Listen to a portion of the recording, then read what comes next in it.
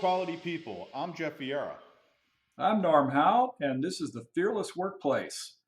Our guests this week are Jeff Veyera, who has done a little bit of everything in his 25-year corporate career, from sourcing computer tomography parts to running industrial engineering for the biggest independent medical supplies distributor to testing process controls for risk management in the financial sector. And he's also the author of Culture is Everything from Quality Press and ASQ. And here with us for today, a very special guest in Norm Howe.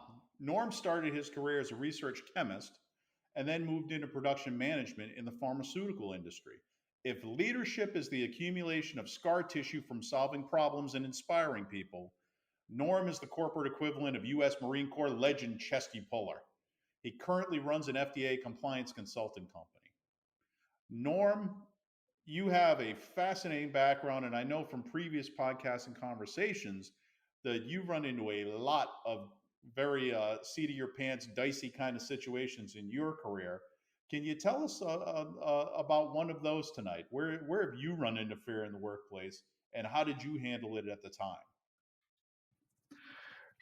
Well, of course, you see it all the time. And one of the things that was kind of surprised, I mean, you run into this, I think doctors, they have a term for what they do. It's called a practice. And which is kind of scary because you go into the doctor, and you think, really, are you practicing on me? This is kind of scary. But what they mean by that is that everything in life is kind of a little experiment, and you find out things and you learn as you go along. Uh, One of the things that I found out, you know, uh, we as quality professionals, we're concerned about what it is that makes people want to go into work, right?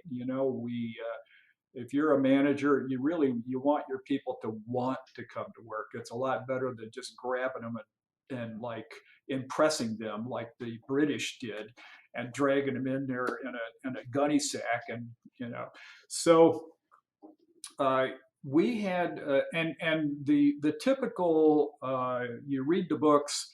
The guru on this is a guy by the name of Fred Hertzberg, who wrote reams about it. And what he said was there was two major things. Number one is, are the people doing something that they believe to be valuable from a general point of view? And number two, are they getting recognition for this stuff that they did? Well, I'm all over the first one. I think most people, that's pretty intuitive. But the second one, for the chemist who goes into production, that was not obvious to me. And it was made more plain to me one day. We had put together, we had organized our folks into teams, and we had empowered the teams to improve the quality within their realm of control. And they would have control over what they could do. And not only that, we said, you get to determine what your team's recognition is going to be when you achieve success for your project. And I was a little skeptical whether that was actually going to work or not, but we did it. And one day on a Sunday, I'm home watching a football game, and I'm reaching for my second beer out of the refrigerator, and the phone rings. It's the front gate at work, guard at work. Norm, hey, I just want to let you know, no problem, but there's something weird going on here. There's one of the employees is out there by the sign at the front gate, and he's taking pictures, and he looks like he's got his kids out there. And I said, well, Joe, you're right, that's weird, but can't think of anything wrong with it. He says, no, I just thought you'd want to know. And by the way, that's the third one today. I said, all right, well, when I come in tomorrow, well, I'll take a look at it. And as I'm driving into work the next day, And I look at the sign, and I had forgotten that we had put in one of those electronic progression kind of signs, and we normally had things like safety things and when the next company picnic is, it would flash up there. But this time I could see names of people crawling across this electronic sign. And that's when I remembered the shipping crew had chosen that their recognition for when they achieved their quality goal was they were going to get to have their names crawling across that sign out there at the front gate. And they had come in on their off day with their families so they could take selfies, and they would wait until their name came crawling across there and they would take a selfie so their name would show up, and then I guess they posted on Facebook. I don't know what they did, but I just thought that was amazing that they would think that was so important. And Yeah, you get to see their name up in lights, right? And it's yeah, a great for the family. That is a great point. It's hard to it's hard really to understand the things that appeal to people and make them want to come to work every day and give their yeah, best work. yeah. So And how did you apply that epiphany after you saw this? well, we kept doing that project. We kept rolling it out further and further. It started as kind of a pilot thing, and then we expanded it to the whole department. Uh, and people did amazing things. And you know what? It didn't cost anything. We didn't have to give away movie tickets. We didn't have to give away, baseball caps or jackets or anything. They just loved it. Oh, it's so funny. It reminds me of a time when I was working in banking and we were doing a bunch of process improvement on the technology side of banking. And I got the call, to go up to Richmond because there was a data center and they had a problem. And so they were trying to get an IT project going to automate some things in their workflow. But uh, the IT person got there and saw the process and they were like, I have no idea how we're going to automate this thing. So they asked for help from quality to kind of come get the process stuff squared away, so that then they could actually do something with the automation. The last thing they want to do is try and automate it as is. And so we get up to Richmond, no idea what to expect. It turns out that at the time, the banks as a whole were undergoing a lot of acquisition. And so you buy another bank, you bring them in, and now you've got two entirely different sets of IT systems housing the clients and everything that don't really speak to each other. So the first thing they do during these mergers is they try and figure out how do we get the records to be shared across, right, and fed so that you can see the whole thing. But usually, because of the speed with which these mergers are closed, they don't have time to kind of like rebuild the whole information architecture, right? So they just kind of stitch things together and go from there. Well, that's what had happened here. And this team was charged with updating very important party to account information for clients. And of course, in an era of anti money laundering and theft and all this stuff going on, it is so important to make sure that you are who you say you are before you get access to anything in the account. And if it happened to be that you have accounts in the different banks, then stitching that up and knowing, getting one view of the customer was super important. And all the banks call them different things, but here it was know your customer. And so uh, this team had a process, and the thing I learned at this bank in particular was everything had an acronym. And the acronym for this process was called KWYS. And that stood for key what you see. And literally what they were doing was they had a system with the one bank's green screen up on the monitor. They had another one on the other side of the desk that had the other bank's green screen up on the monitor. And what they would do is they would take this piece of paper that told them that, hey, somebody reported that, their address needed updating or whatever, and because the systems weren't knitted together quite yet, they would have to take what was in one system and enter it into the other one, right, to keep it updated manually. And so, key what you see, it was a swivel chair operation, literally. They'd sit in a swivel chair, they'd look in one, and then look in the other, and type into the other, right? And so this is, now you see why IT was terrified of this process. It ran out of a milk crate. And so everything was in a manual manila file folder in the milk crate. And they would kind of go from front to back, and they had problems with, when people were on vacation, nobody knew what they were working on. They had problem with people cherry picking and taking the easy ones. They'd look through and find the easiest one and then take that. And so they had a lot of kind of, team dynamics that were going on around this thing. And so when we took a look at it, what we realized was kind of, there was kind of a lean component to it, and then there was kind of a basic information flow kind of thing to it. And they actually had 3 different milk crates, so people would wander around the floor looking for the easy stuff in 3 different milk crates all day, right? And so we did a couple of things. The first thing we did was we 5S their site to deal with the complaint that, hey, when people are out, when they're out sick, when they're on vacation, whatever, work can be partially done and we don't know where it's at. So we had to make that a more visual system. So simple 5S stuff, put some trays up, where you could see the workflow. So if you're a manager, the managers that complained, they said, we can't see anything. We have no idea if we're doing well or poorly in this. The second big process improvement that we made was we bought some of those little dividers that you could label with the hour.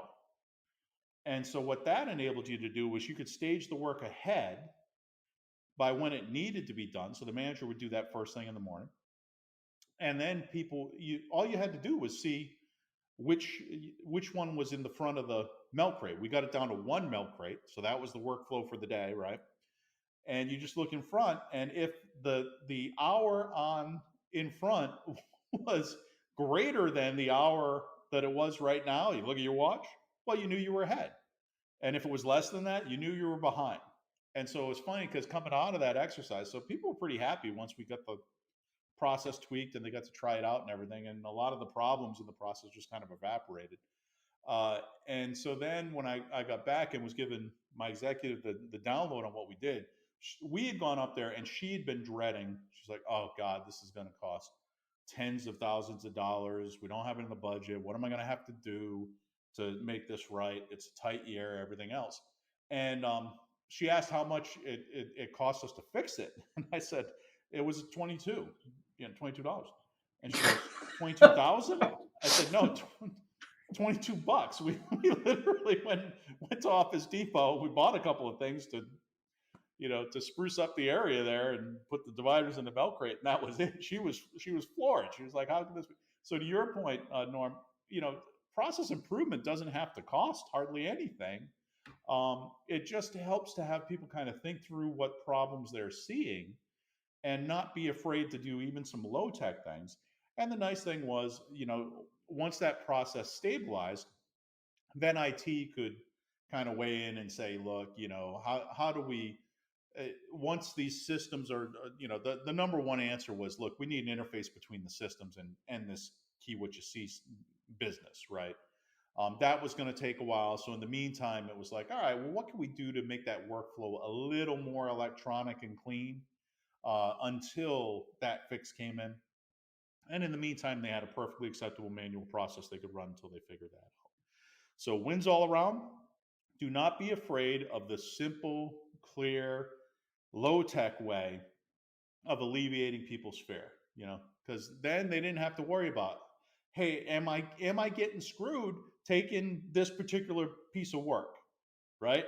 Is everyone else laughing at me because I'm taking this? It's like, no, you just take whatever one's in front, and then you go work it. And we even had one of the other little innovations was, why are these people up walking around, right? You want them at their desk kind of making changes, right? So we had a simple mail cart that we set up, and the work would come to them. And then that took the cherry picking right out of there, right? You knew the person was going to reach in the front, and whatever was next was going to be next.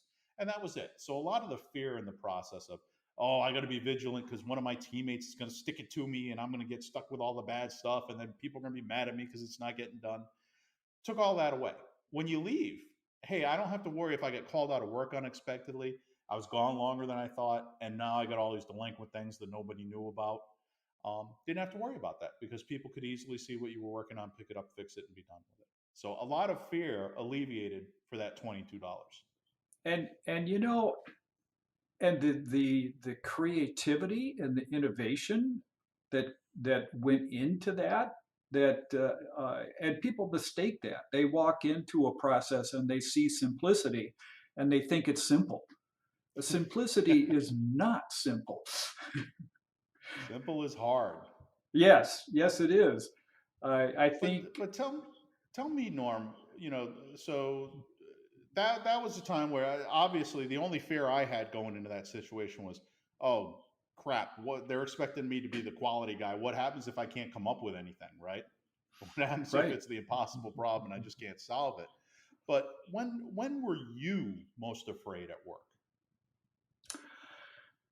Uh, I guess it was probably very early in my career, uh, and you know, I started out in R&D as a chemist in R&D, and but it was the first time that I moved a process into the plant, and I got to be associated with a plant. I just fell in love with it, and I just thought this has got to be what I want to do. And I talked to the people in management, and I said, that's where I want to go with my career. And they said, okay. They were good about it. And they said, but we want you to go out to this small plant in New Jersey, and we want you to work there for 6 months, and let's see how you do. So I said, fine. And they had a capital project going there, so they needed as much, you know, they needed all hands on deck. So I came out there, and it was great. I just absolutely loved it. And I knew that this is what I wanted to do with my career. And one day I'm walking through the plant though, but I had two big questions, Jeff.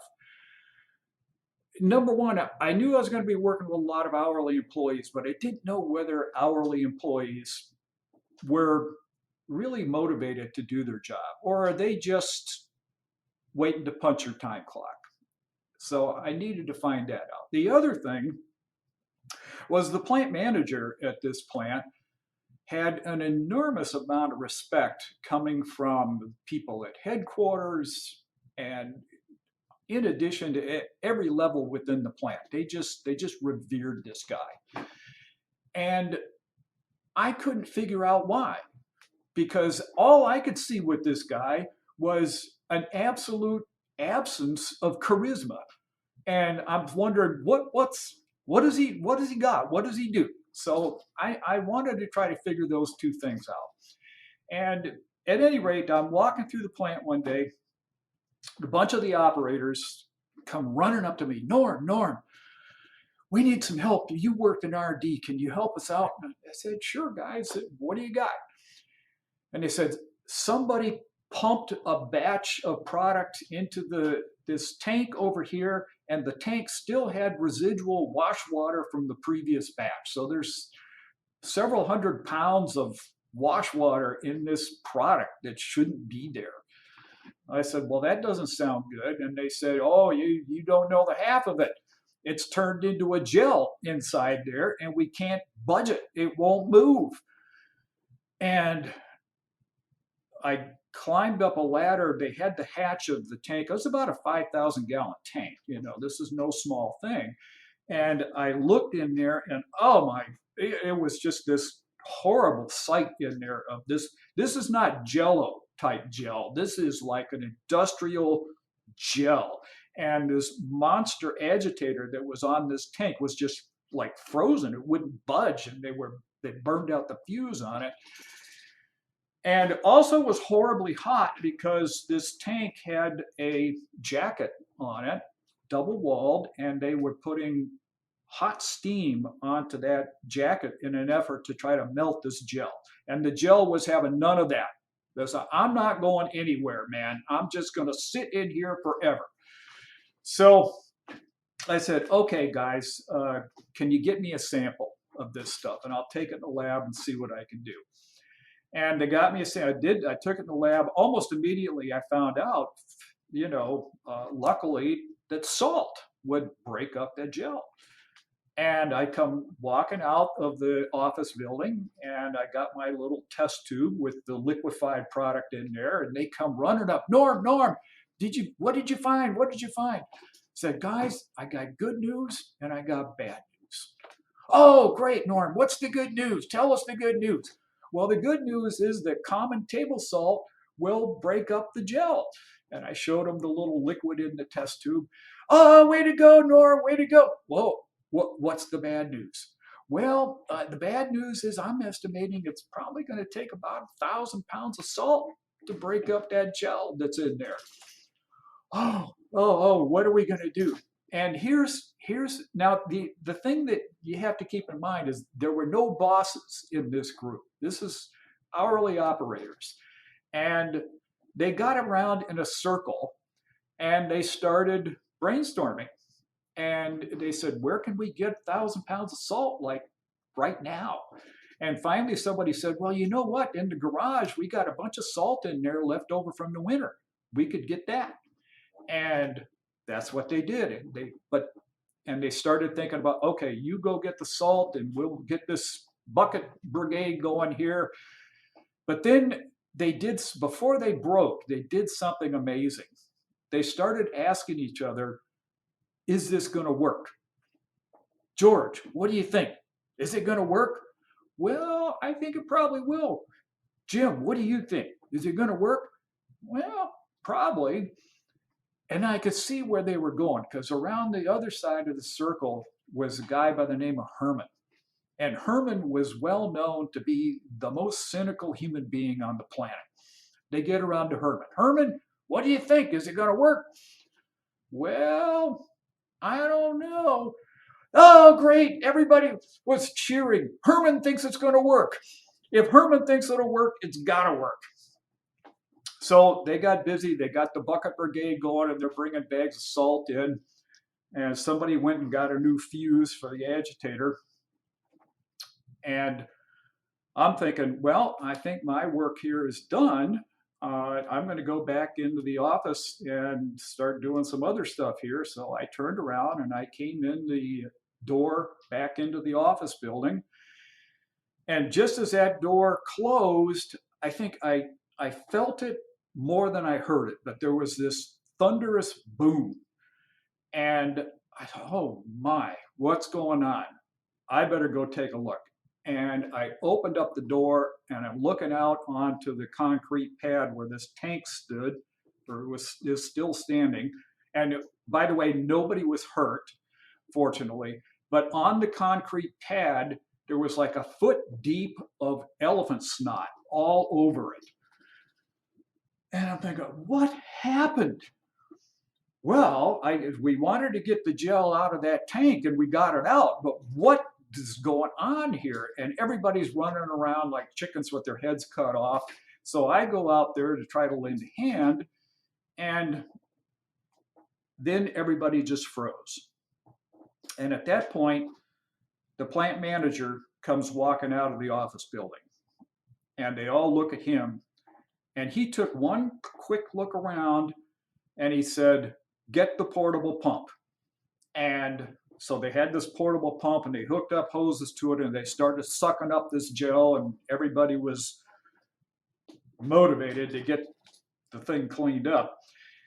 And as I was trying to lend a hand on this, I started thinking, I wonder what happened. And it began to dawn on me what happened. And what happened was that when that salt started to liquefy the gel and they pushed the button on the agitator and it started turning, all of a sudden, all that water that had pooled to the bottom got slung around the inside and was heated up instantaneously. And I have to tell you, when water is turned to steam, it's occupies over 1,000 times the volume instantaneously, which is not a problem if you're boiling tea on a stove. But when you've got several hundred pounds of it, it it was a problem, and it just blew it all over. So at any rate, we got everything cleaned up, and I'm looking over at the plant manager, and he turned around and he started walking toward the door to go back into the office building, and he's walking toward me, and I'm thinking to myself, I really liked working in production, but he's going to fire me. And I was scared. And he kept walking, and he looked at me and he said, steam explosion. And I go, yeah, right. And then you know what? He just kept on walking. He didn't fire me.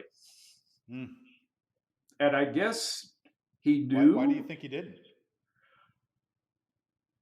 I think for the same reason that everybody had so much respect for him. He knew that I would not forget this lesson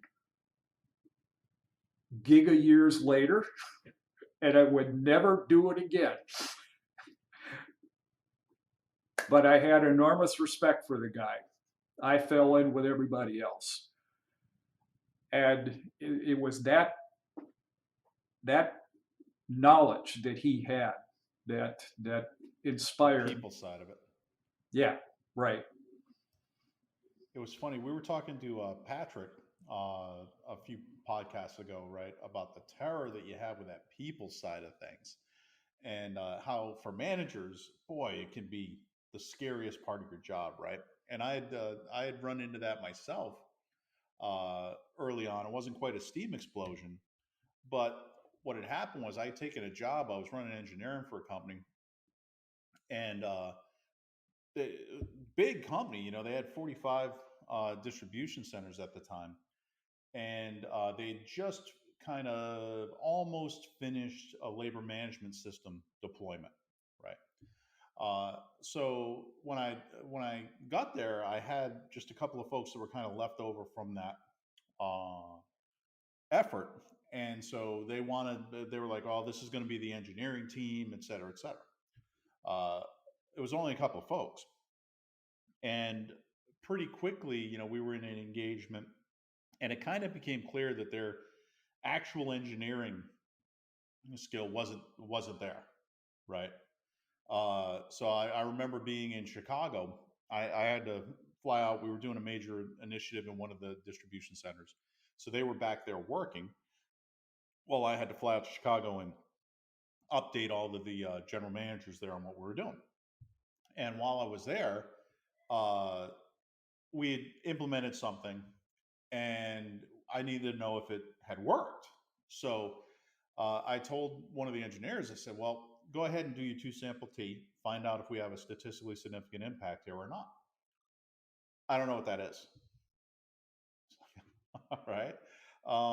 Well, you're sitting in a room literally stuffed with books, including statistical references. Do you know how to use the index?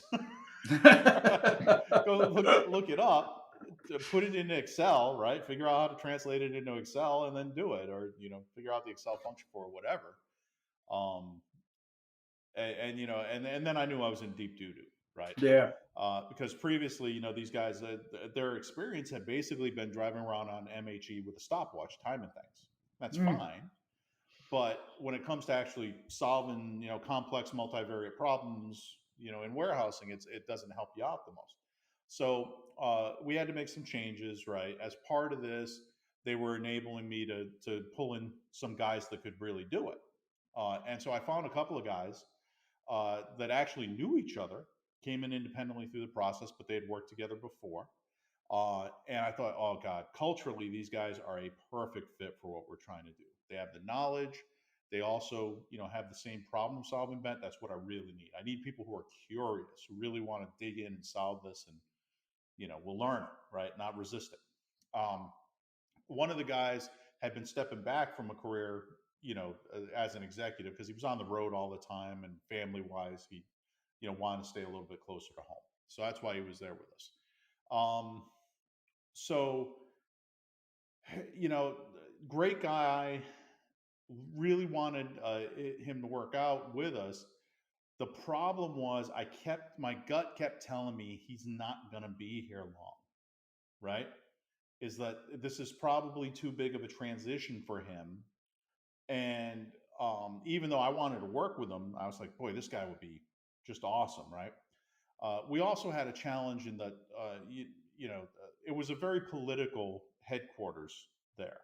And any little thing that happened, you would get blamed, and then it would be, it would diminish your authority. People would mess with you. And it was just bad news. So I had to keep a tighter control over the messaging of what we did, than I ordinarily would for that reason, right? And I explained that to these guys coming in. I was like, look, you have to understand the politics of this place. It's going to take you a couple of weeks to come up to speed on it, but when you do, you'll see, right? So I took this guy out, and both of them really, and we did a lot of deliveries overnight, right? So they're doing deliveries to hospitals. Hospitals obviously are very busy during the day, especially. They like to receive their pallets of stuff in the dead of night. And so our drivers would go out every night and deliver this stuff. And so one of the things I like to do was I like to go ride along with the drivers, because the drivers spend most of their day sitting around waiting for stuff that the warehouse operations folks can't get to them. And then they have to race out and try and make up for it en route, and try to make the customer happy when they can't. So a lot of it falls on the driver, right? And when they don't get what they want, then it makes for a bad night, because whatever comes on last is probably not the thing that needs to come off first, right? So they wind up moving stuff all night long in the back of that truck. And so, and they went out fairly far, a couple hours here, a couple hours there. So it was a good way to kind of see some of the customer stuff, see how the process comes together, see the what the defects do to you. And so So sort of a it management by riding around kind of thing. absolutely. Now the only thing was they go out in the dead of night. So we would you'd have to be there in the dead of night to go ride with them. So I grabbed these guys and I was like, come on, we're going to see what's really going on. We all picked with different drivers and we all went and rode around and everything else. Well, we got back and the one guy was really excited about what he saw. He had all these ideas and everything. It was great, right? He kind of took it with the spirit intended. But I looked at the other guy and he was exhausted. And it was just clear that it's like, okay, this is not what he was signed off. Now, we don't do that all the time, but it was a good test because you need to have that energy when we do it, right? Well, the next day, we're in a meeting and he's talking out of school about some initiative, and it sets, my boss off on some path that wasn't going to be fruitful and everything else.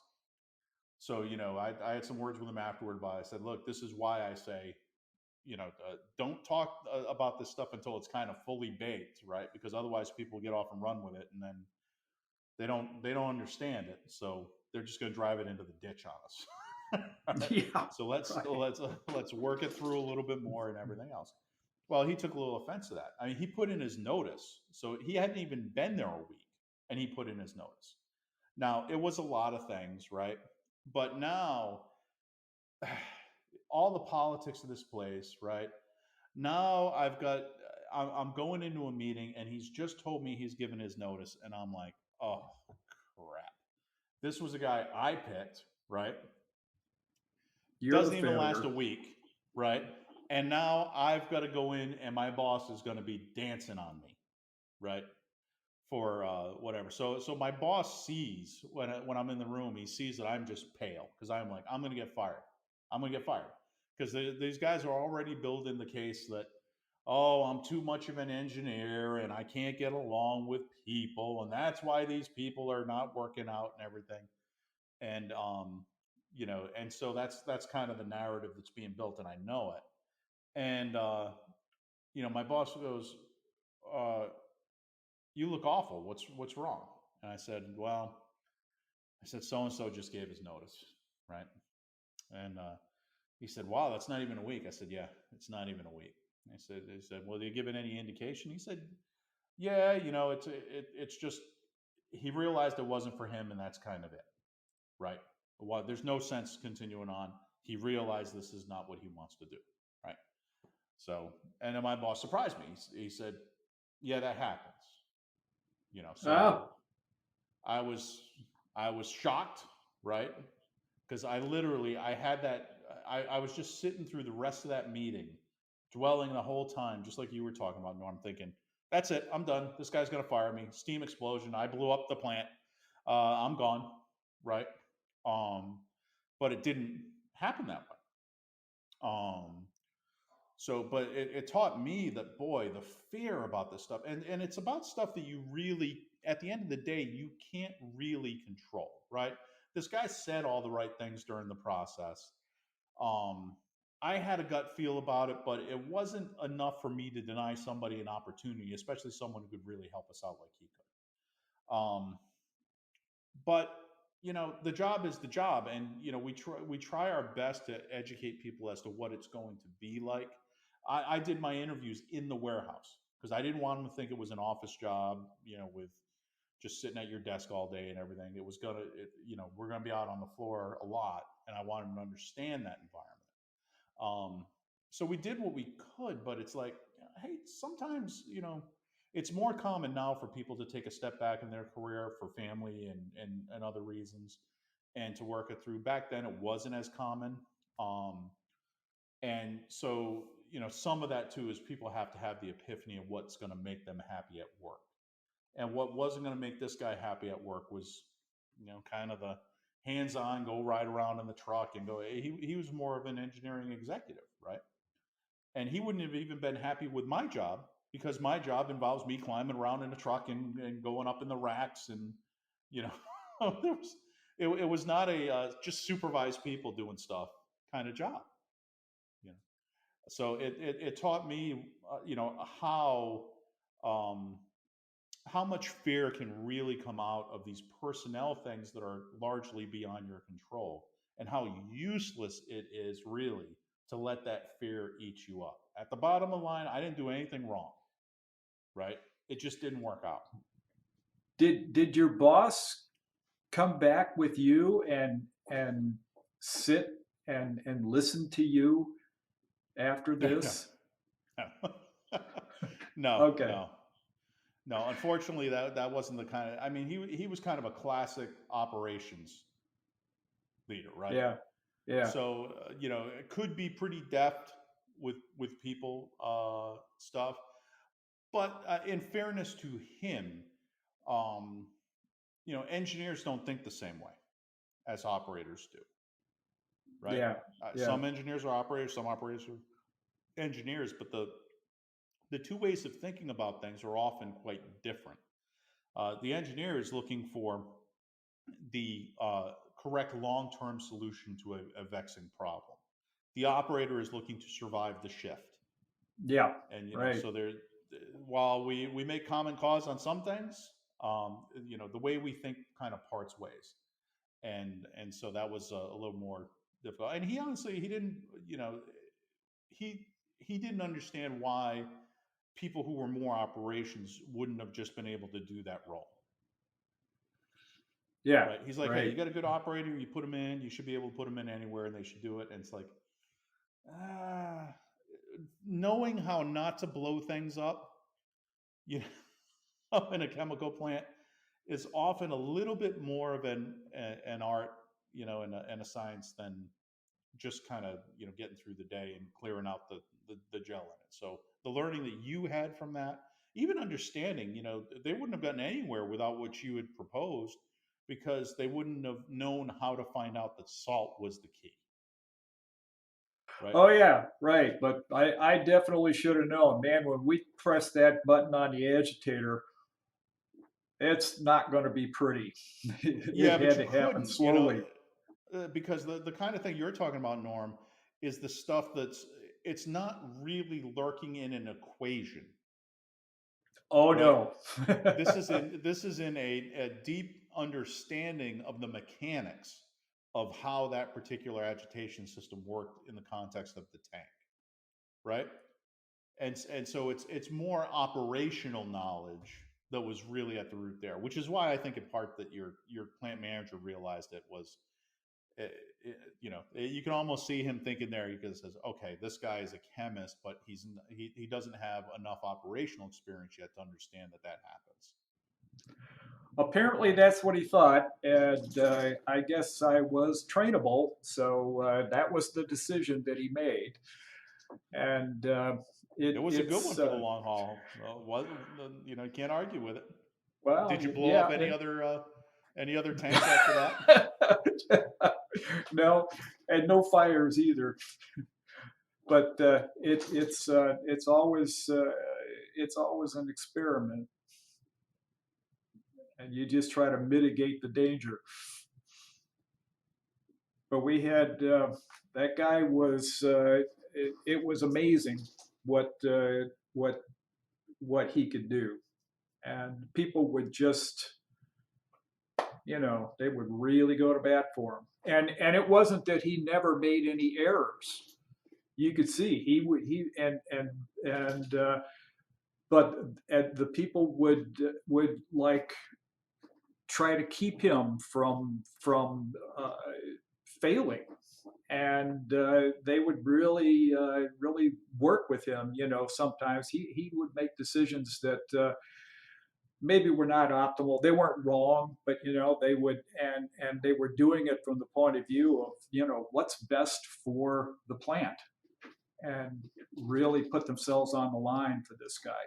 So, Well, given the loyalty, Norm, that you can engender as a leader by really knowing how to deal with colleagues who are afraid, right? Just that little bit of human touch that says, oh my goodness, I'm picking up on the fact that there's something wrong. This person is really afraid of something.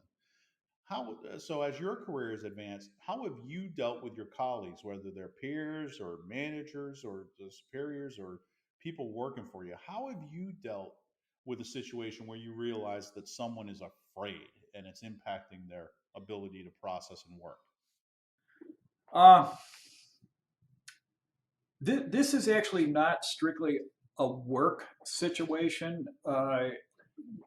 What I would say is you need to pay attention to them, show them that you value them, and you do that by devoting your attention to them. We're sitting here recording this on the 5th of July, and yesterday I was thinking about my father.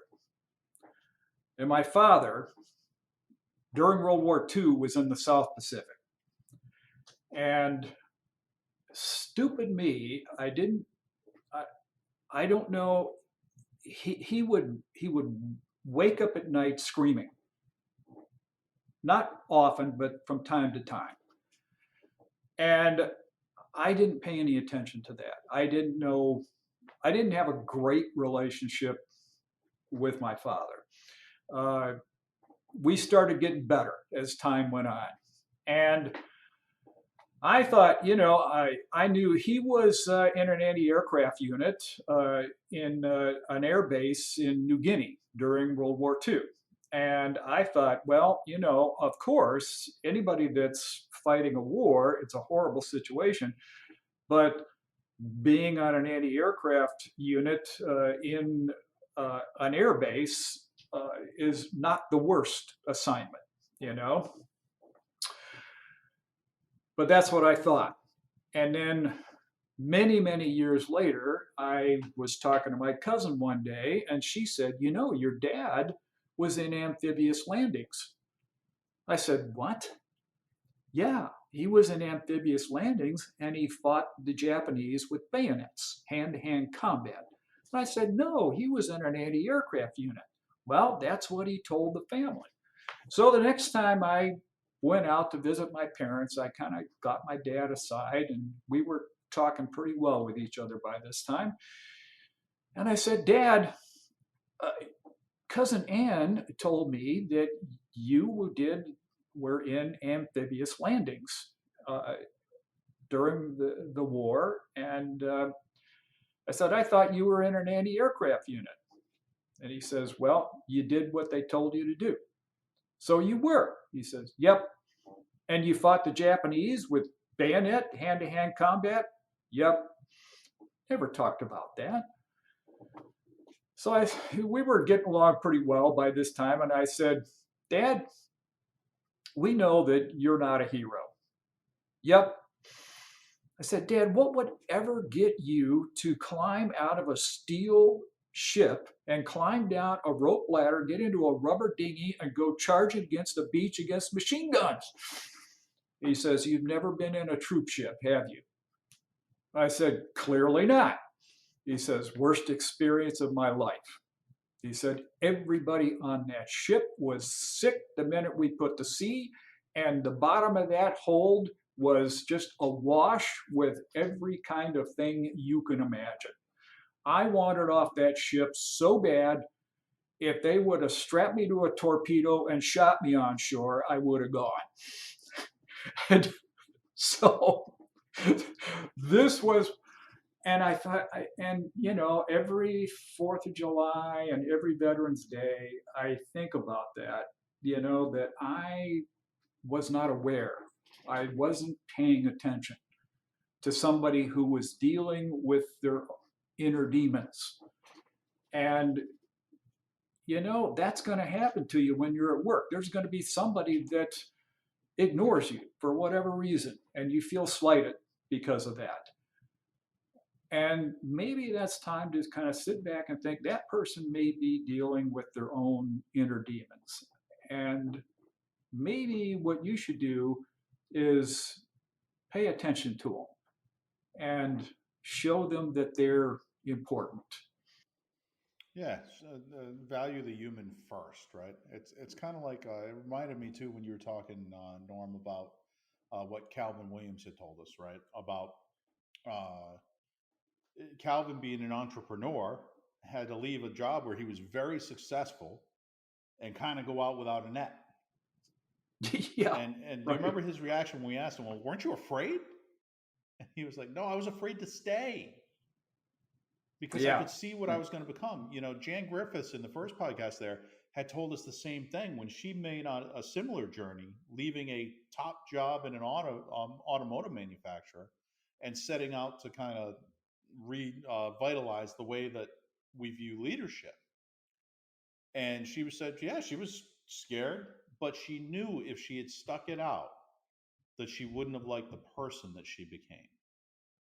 oh So you my. think of those men sitting Yeah. on that troop carrier, and they got to deal with all the foul, the filth in the carrier and everything else. But if they had stayed, they would likely have been no safer, but everyone would have known they stayed, Yeah. and they would have had to climb over them to get out of it, right?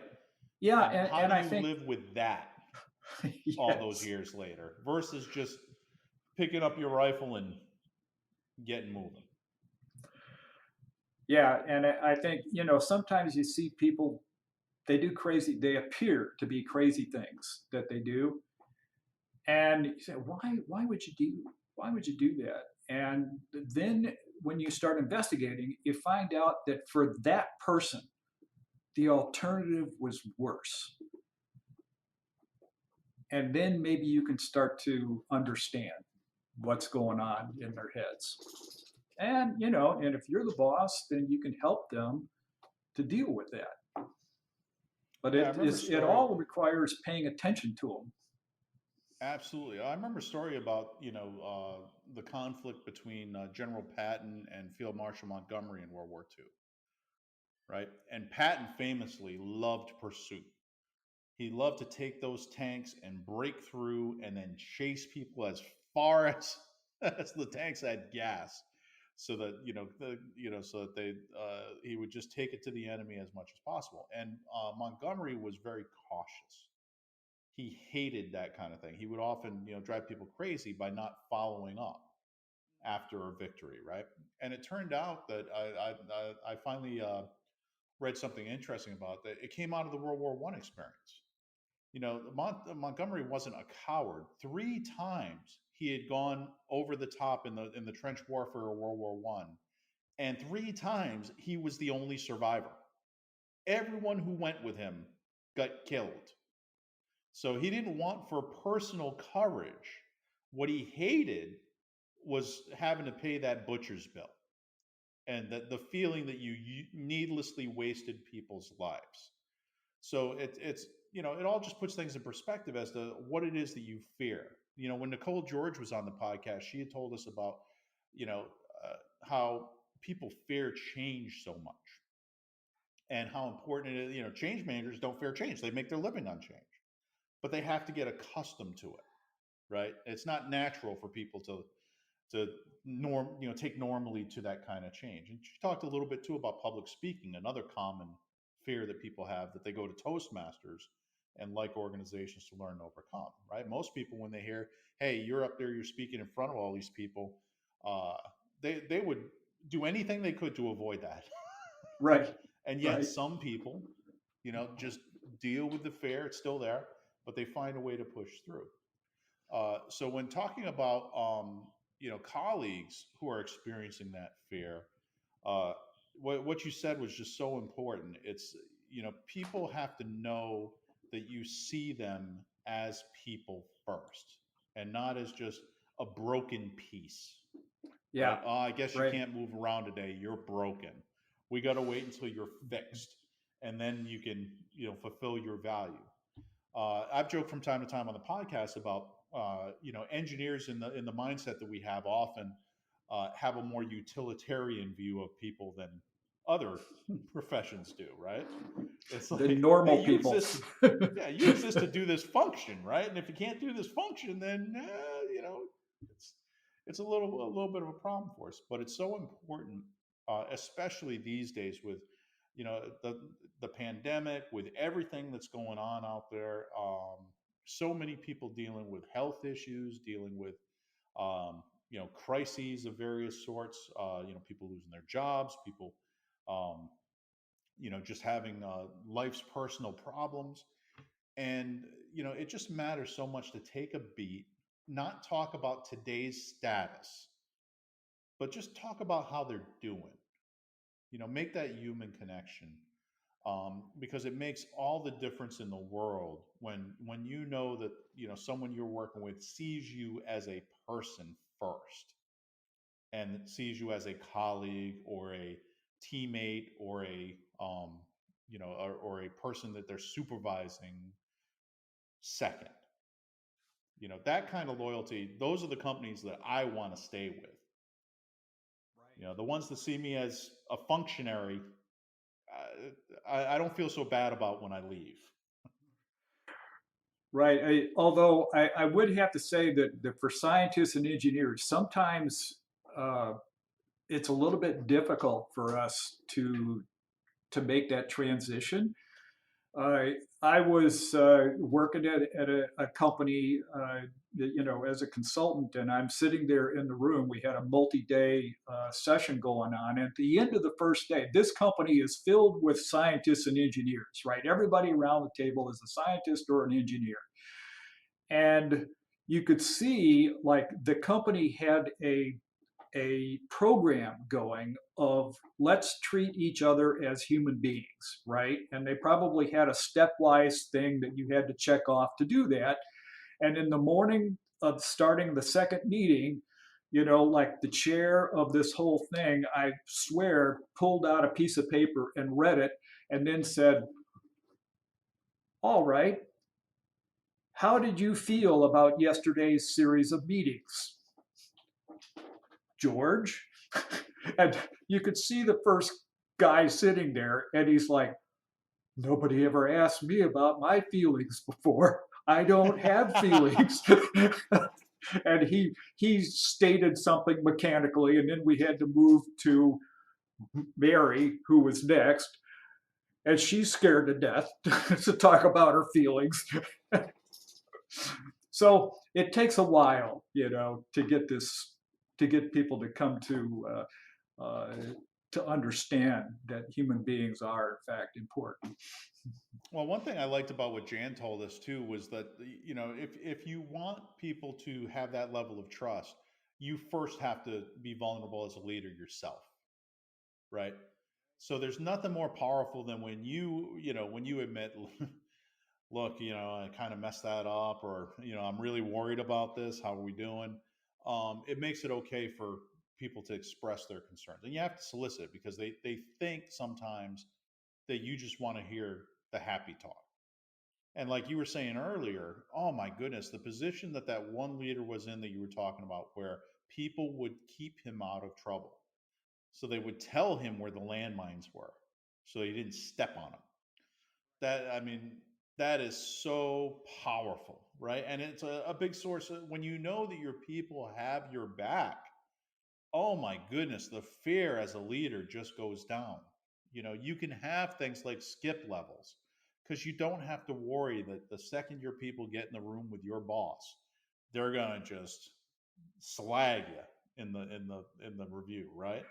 I know Right. people who are terrified of skip levels for that reason because they've been kind of kiss up, kick down management style, that command and control Jan warned us about, for so Yeah. long that they don't dare allow it. If it's a skip level, they have to be there, which kind of What defeats the did they whole call purpose. that during Vietnam? Fragging? Fragging Fragging, the. yes, they are terrified of getting fragged, right? And it's like, my goodness, if you're afraid of that, there's a lot easier way than which is just don't be the kind of person somebody wants to roll a grenade under, right? Yeah, and how do you get people to have your back? If you're the boss, you got to have their back. That's right. That's right. I am blessed. My manager has been well known for it. I used to work for, oh goodness, what was it, 9, 10 years ago? Um, but always built great teams, and always the people that work for her know that she goes to bat for them. And because of that, every day, every single one of us is going to bat for her. And it's just a simple truth, right? It is in all of our best interests that she succeed. And so we're going to do whatever we can to help her succeed. Yeah, I mean that creates a team that is really hard to beat. Yeah, and that's why. So you see people. There was a great Six Sigma project back when I was a master black belt and was coaching a bunch of these. And I had a young lady who was going for her black belt certification, and she had a simple thing. And this is the power of having that curiosity and being unafraid. She said, "You know what? I bet there's a way to tell who the good managers are in an organization simply by looking at when they move, who tries to go with them versus who leaves."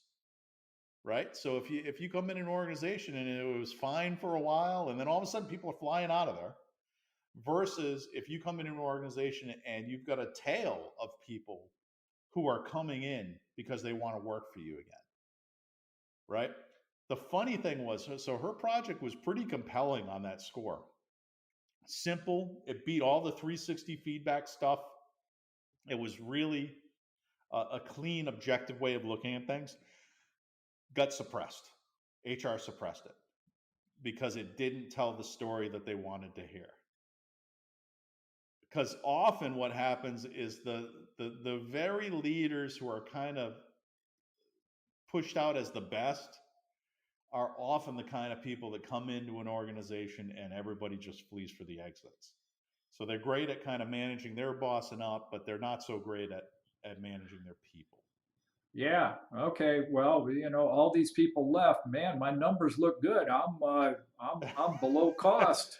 Yeah, they always hit their budget, right? Because people just run out on them. Yeah, and that'll last for a quarter until somebody figures out, well, okay, great, my bonus looks good. Now I'm going to move on to the next job.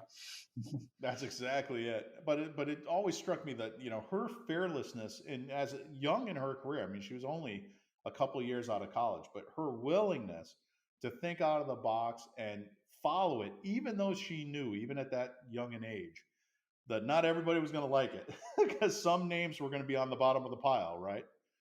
But being willing to pursue that for all of us that were familiar with that project, I bet every single one of us well remembers it, and would love the opportunity to resurrect it, wherever we could accordingly, because it could really take some of the nonsense out of personnel management that you see out there today.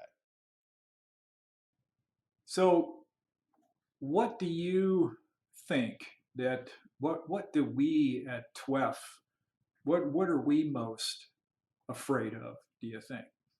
Oh, well, Norman, and you and I have been at it now a couple of years. So the podcast is obviously new, but we've been working in the 12th ranks here for a couple of years now. The thing that I fear most is basically missed opportunity. Everyone now, when I started writing the book and everything, culture was not kind of on everyone's lips, at least not in quality circles at the time. Now it is. People are really waking up, in the wake of the pandemic, the great resignation. They're really waking up to the fact that the people side, the human side of quality is important. Um, wasn't the case back then.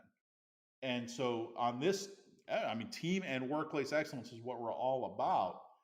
Uh, but our challenge is we don't have enough engagement on the forum yet. And so you and I, Elizabeth, and we're we're trying mightily to get that there. Anyone who's listening to this, we are trying to get the message out, let you know that this is a place where you can engage in these problems, and together we can figure this out. Right? We can really uh, lead to a revolution here in the human side of quality that we so desperately need. But I worry that, boy, if we don't, it could be a great message, and it we might miss our opportunities simply because we just don't have critical mass yet within the forum. So that's what scares me. How about yourself?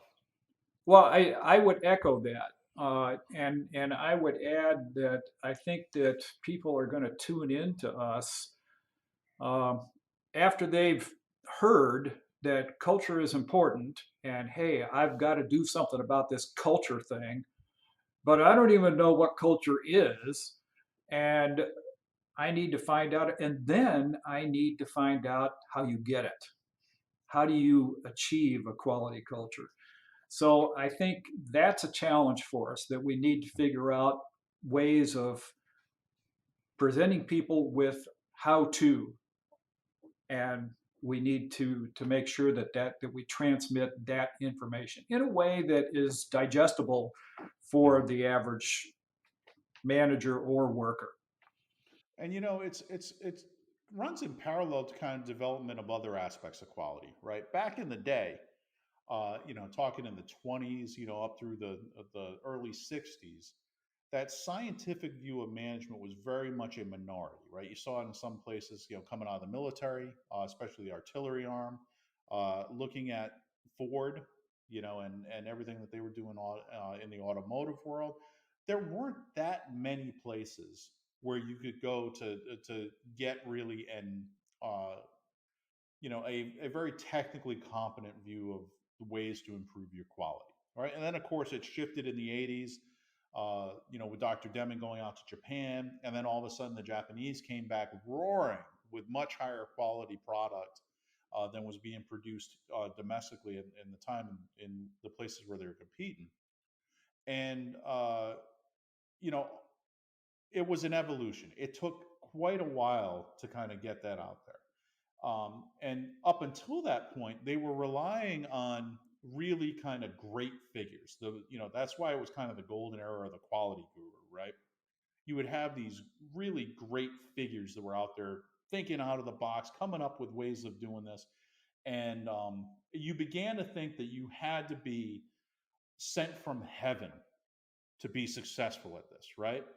These people come along once or twice in a generation, right? The John Tukey's or the Eli Goldrats, the Phil Crosbys, or people, Joe Duran, the people who just seem like they were so unique that there's only a handful of them and they changed the world.